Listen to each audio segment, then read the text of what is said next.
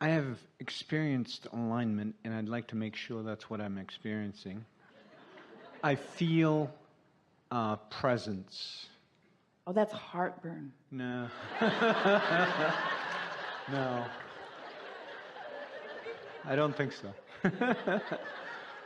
I feel a presence in my chest, right up here, when things are going really well, I guess you'd say. And I wanted, for one thing, to make sure that was what I was feeling. Well, the nice thing is that you get to choose your communicative signals with your source. So when you start noticing a manifestation that is actually something that you can feel, and you're able to associate it with thoughts that match this, then of course that's what it is. Okay. I had a month in November that was amazing.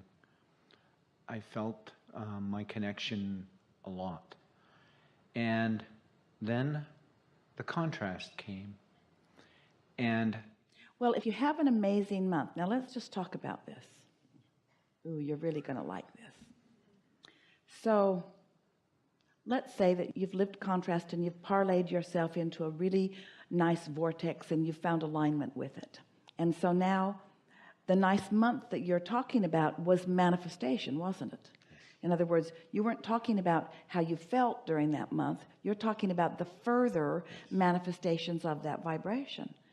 So can you see how, as manifestations are occurring, you're still putting more into the vortex? In other words, it's like contrast causes you to launch a rocket. You're not up to speed with it, but source gathers the cooperative components. You come into alignment. Now you're in alignment, manifestations happen. And along with those manifestations comes a new perspective with a new set of contrast with which to launch more rockets. And so we say to you that your vortex is full enough to keep you busy for 20 or 30 lifetimes. But once you become deliberate as you are putting new refinement, like amendments to your intentions all day, every day.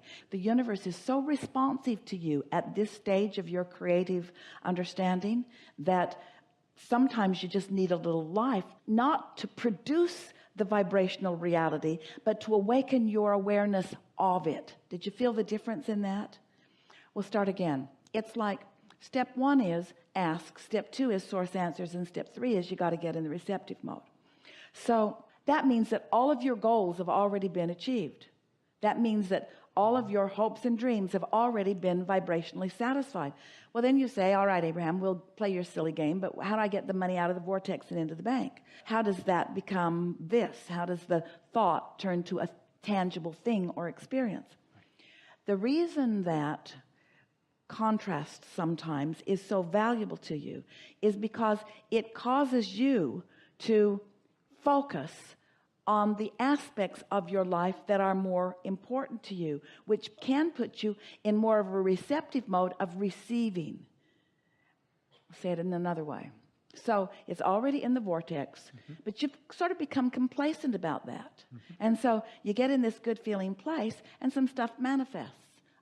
This is all really good. But then it doesn't keep manifesting because your attention is not as consistently in the place of alignment as it was. In other words, here's the best way to say it. No matter how you go about it, the manifestations of your life, we love this so much, the manifestations of your experience, the manifestations meaning the conditional awareness of your experience will every time distract you from the vibrational components. It just happens because you get twirled up in the, look at this. And every time you get really more focused upon what's happening in terms of the actualization or the manifestation, without meaning to, you begin to define more contrast just because it's the name of the game. Did you hear that?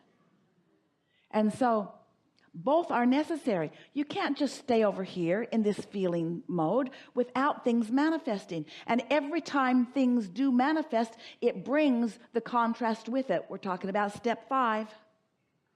It's just a natural consequence of turning thoughts to things, isn't it? So let's say it again. Are you with us so far? You think you're getting this? So we'll say it in an even clearer way. So here you are, tuned in, tapped in, turned on, in the receptive mode. So a whole bunch of stuff that you put in your vortex is now manifesting. Lovely, lovely, lovely, looky, looky, looky, happy, happy, happy, happy, happy. Something's missing. Contrast that is now redefining and amending your vortex for future energy. In other words, it's like the eternal flame. It's like the replenishing of the well. The very contrast that you think you don't want, it's the engine of the whole thing. What about that? So everything that we all have been talking about through these years is about getting your priorities straight, so to speak. It's about recognizing that contrast is a necessary thing, but not getting so preoccupied with step 1 that you miss out on all the deliciousness of step 3, but not getting so out of manifested reality with the emotion and the unconditionalness of alignment that you don't get the benefit of the nitty-gritty of the contrast. You see what we're talking about? Aren't you starting to kind of like step 5? Say yes.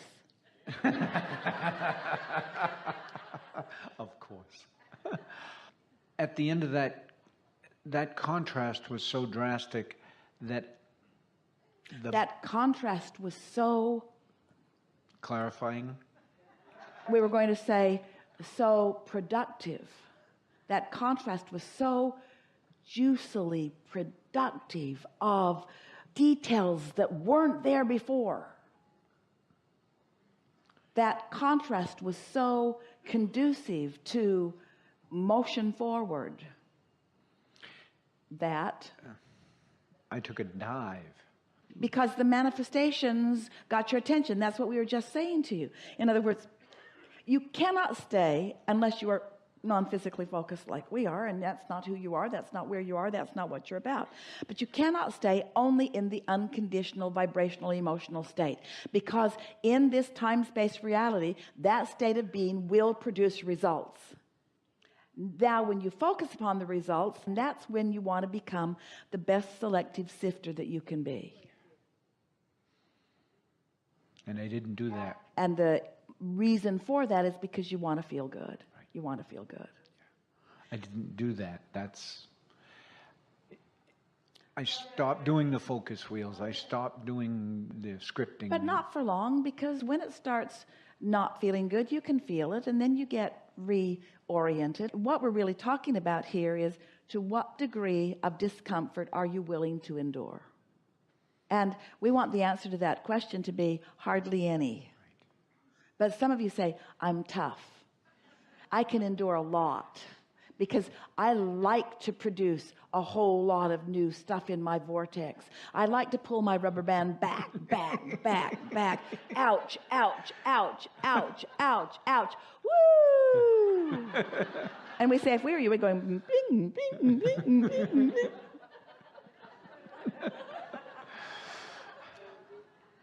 Well, I'm getting back into it. I'm going to drive forth with Well, here's the thing. You know too much to ever not be in it. Mm-hmm. Oh, we should have put that on the disclaimer. Once I learned this, I can never go back from knowing it. Because once my inner being knows I remember, they will be relentless at showing me the path to happiness.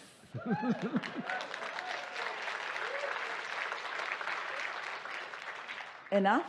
Yes. This is a really good time for a segment of lunch.